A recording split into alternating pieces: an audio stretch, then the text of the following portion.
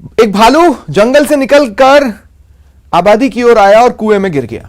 जहाजपुर तहसील के खोराकला गांव में यह घटनाक्रम सामने आया है। तस्वीरें देखिए आप अपनी टीवी स्क्रीन पर। यह भालू कुएं में फंसा हुआ है, कुएं में गिर गया है। वन विभाग को इसकी सूचना दी गई। रेस्क्यू टीम रवाना हो चुकी है, वो पहुंचेगी और इस भालू को कुएं से निकालकर जंगल में सकुशल छोड़ा जाएगा। तो ये बड़ी खबर आपको बता रहे हैं और उसकी तस्वीरें आपकी टीवी स्क्रीन पर।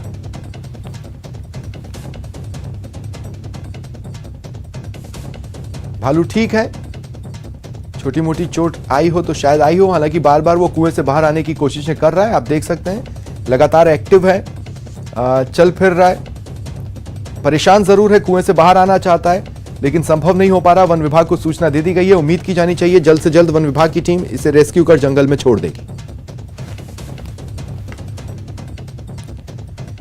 डीजीपी एमएल लाठर ने वीसी के जरिए प्रदेश भर के पुलिस कर्मियों की बैठक ली। वर्चुअल मीटिंग के दौरान डीजीपी ने कोरोना के बीच काम कर रहे जवानों का हौसला बढ़ाया। बैठक में वेलफेयर, स्टाफ और बटालियन संबंधित मुद्दों के साथ ट्रेनिंग सेंटर के जवानों से भी चर्चा की गई। डीजीपी ने पुलिसकर्मियों की समस्याओं का जल्द से जल्द समाधान करने का आश्वासन दिया। डीजीपी साहब ने स्टेट लेवल की स्टाफ काउंसिल मीटिंग लिया था।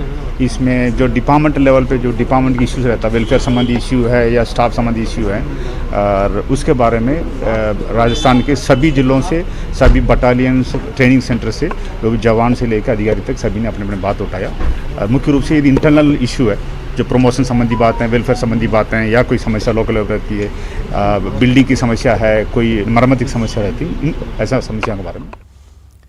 भरतपुर में लॉकडाउन के दौरान निजी वाहनों का आवागमन जारी है। यूपी की ओर से आने वाले वाहन बेधड़क राजस्थान में प्रवेश कर रहे हैं। न्यूज 18 संवाददाता दीपक पुरी ने बॉर्डर स्थित ऊंचला नगला चौकी का जायजा लिया तो हालात बेहद गंभीर नजर आए।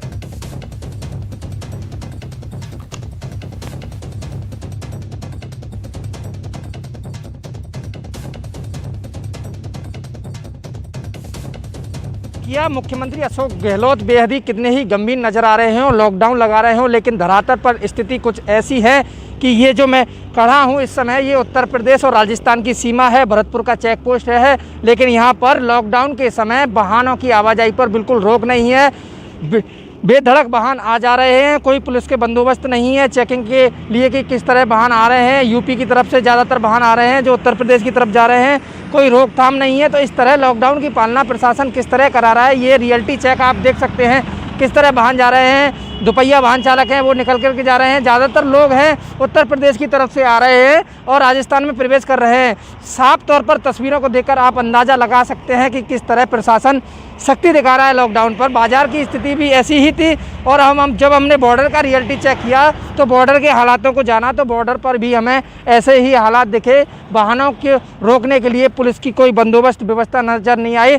जब इस बारे में जिला कलेक्टर हिमांशु गुप्ता से बातचीत की गई तो उन्होंने कहा कि पुलिस को पाबंद कर रखा है कि बॉर्डर पर निगरानी रखी जाए, वाहनों को चेक किया जाए और जो लॉकडाउन है उसकी सख्ती से पालना की जाए, वाहनों को वापस उत्तर प्रदेश की तरफ भेजा जाए। जिस तरह से मुख्यमंत्री ने कहा था कि वाहनों पर रोक रहेगी, आवाजाही नहीं रहेगी, अभी मैं आपको दिखाना चाहता हूँ। देखिए ये उत्तर प्रदेश की तरफ से गाड़ी आ रही है, ये किस तरह से बॉर्डर से होकर आसानी से निकलेगी और ये उत्तर प्रदेश नंबर की गाड़ी है, ये किस तरह आसानी से होकर निकल के बॉर्डर की तरफ से जा रही है। कोई भी रोक टोक नहीं है, बिना रोक टोक के ये गाड़ियाँ जा रही हैं। तो इस तरह से आप साफ अंदाज़ा लगा सकते हैं कि हालात कैसे हैं।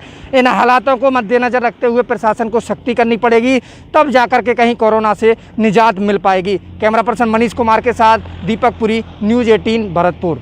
जांच की जाती है, अगर कोई लक्षण मिलते हैं तो पीछे अम्बेडकर छात्रावास में क्वारंटाइन सेंटर बना रखा है, वहाँ लक्षण वालों को रोका जाता है, फिर जांच कराई जाती है। पीसीआर रिपोर्ट, आरटीपीसीआर रिपोर्ट भी कराई जाती है, उनकी सैंपलिंग की जाती है। रोक टोक है, रोक रहे हैं, वहीं से रोक रहे हैं, वो आने नहीं दे रहे हैं, बाहर से ही रोक रहे हैं। फिर भी यहाँ कोई आवश्यक सेवाओं वाली गाड़ियाँ निकल रही हैं। कहाँ रोक रहे हैं सर? वो तो यूपी से नहीं निकल रही, यूपी से नहीं आ रही, वो तो बाहर से नहीं आ रही, इधर से हम नहीं जाने दे रहे हैं। रोड पे काफी गाड़ियाँ चल रही जा रहा है, पर मतलब कोरोना आवश्यक सेवाओं वाले निकल रहे हैं।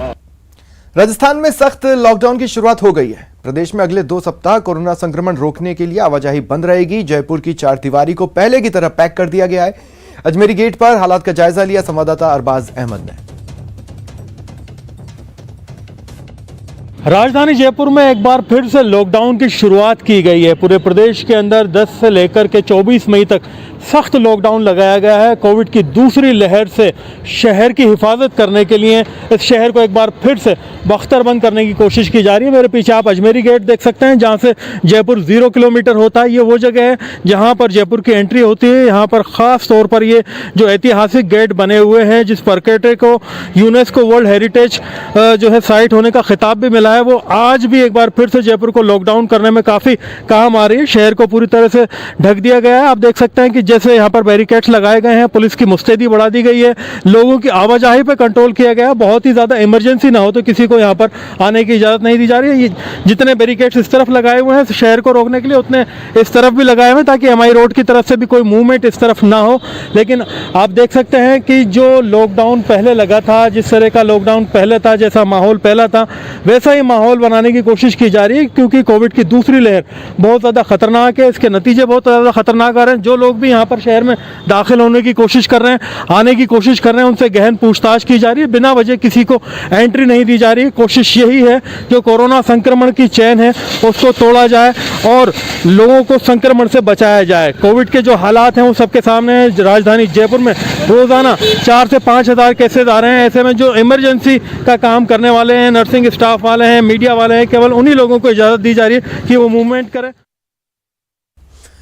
प्रदेश के सबसे बड़े एसएमएस अस्पताल में ऑक्सीजन किल्लत दूर होने वाली है। पहला liquid medical oxygen tank Jaipur पहुंच गया है। 20 KL क्षमता वाले इस एलएमओ टैंक से 1700 से 1800 सिलेंडर भरे जा सकेंगे। कोविड मरीजों के लिए न सिर्फ तय समय पर ऑक्सीजन मिल जाएगी, बल्कि अस्पताल में ऑक्सीजन का बैकअप भी रहेगा।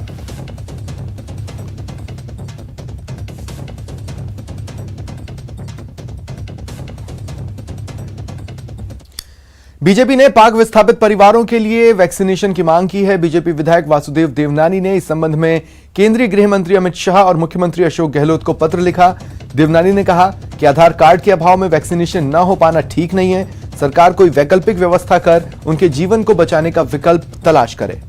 लाखों ऐसे पाकिस्तान से आए विस्थापित लोग रह रहे हैं जिनके पास आधार कार्ड नहीं है, वैसे ही वो अपनी नागरिकता के लिए और अन्य सुविधाओं के लिए परेशान है। ऐसे समय उनके जीवन की रक्षा के लिए आवश्यक है कि राजस्थान सरकार और हमारे केंद्रीय गृह मंत्री ऐसी कोई वैकल्पिक व्यवस्था करें जिसके कारण आधार पर इनको वैक्सीन लग सके, इनके जीवन की रक्षा हो सके।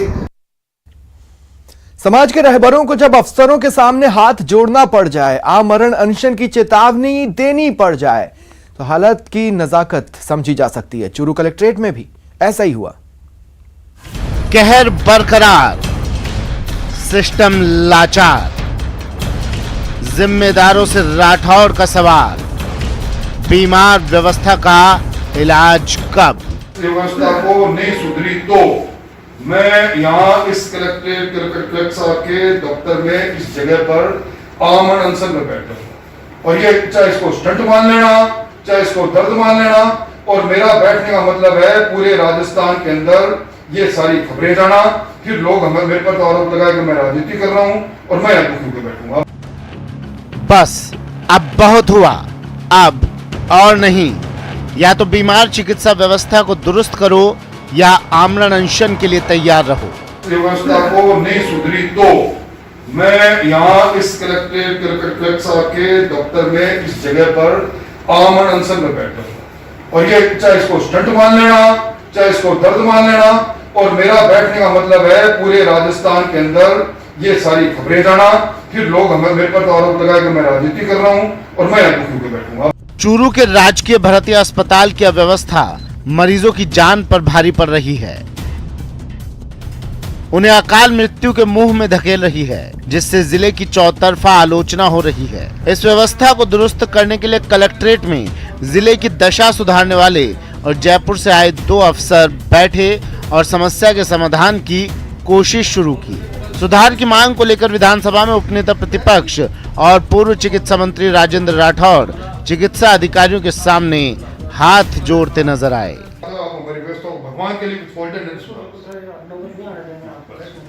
व्यवस्थाओं से नाराज राठौड़ ने एक बार की तो आमरण अनशन की चेतावनी तक दे डाली। इसके बाद चिकित्सा महकमे के अधिकारी राठौर से व्यवस्थाओं में सुधार की बात को लेकर एक दूसरे की शिकायत करते नजर आए, जिस पर राठौर ने अपनी बेबसी जाहिर की। तो बालचंद बलान मरा तो मरा ही मरा। मैं आपको रिक्वेस्ट करता रहा, इसकी सिटी स्कोर ये बैठा है, बैठा मरा।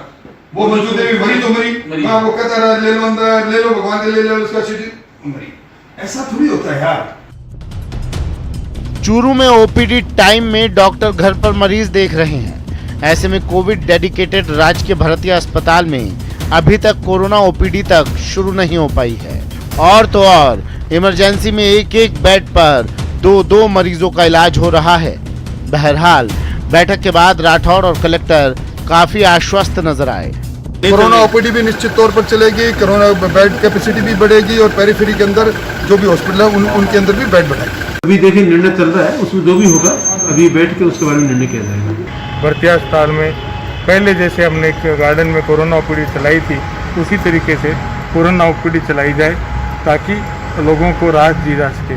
दूसरी बात, जो इमरजेंसी में एक एक बेड में 2-2 हो रहे हैं मरीज, उनको कैसे कम किया जा सकता, कोई हॉल में कन्वर्ट करके या जगह बदल के या टेंट की माध्यम से इस पर विचार किया जाएगा। 1-2 दिन में वो भी दुरुस्त किया जाए। उम्मीद कीजिए कि बैठक से निकला फैसला जल्द से जल्द लागू हो, जिससे मरीजों की उखड़ती सांसों को रोका जा सके, उन्हें जीवन की संजीवनी दी जा सके। न्यूज़ 18 के लिए चूरू से मनोज शर्मा की रिपोर्ट। कोटा में कोरोना गाइडलाइंस की पालना कराने के दौरान पुलिस सख्ती से पेश आ रही है। जमकर वाहन जब्त हो रहे हैं। पुलिस कंट्रोल रूम परिसर दोपहिया वाहनों से खचाखच भरा है। संवाददाता ओम प्रकाश मारू ने कंट्रोल रूम का जायजा लिया।